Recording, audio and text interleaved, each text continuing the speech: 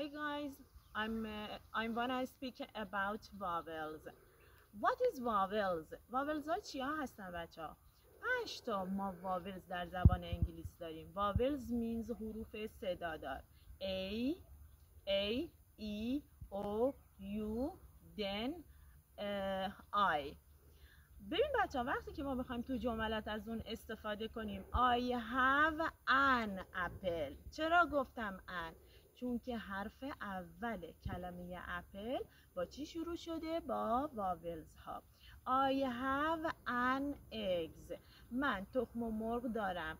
چرا قبل از کلمه eggs من an استفاده کردم؟ چون کلمه eggs با واولز شروع شده، حرف ای.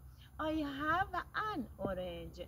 من پرتقال دارم. ببین کلمه اورنج او حرف اولش با واولز ها شروع شده، پس من بایستی قبل از اون از ان استفاده کنیم. پس میگیم تمام کلماتی که حرف اولشون با این 5 حرف واولز شروع شده باشه ما قبلشون ان استفاده میکنیم، ولی سایر کلمات دیگه همه رو از حرف ا استفاده میکنیم.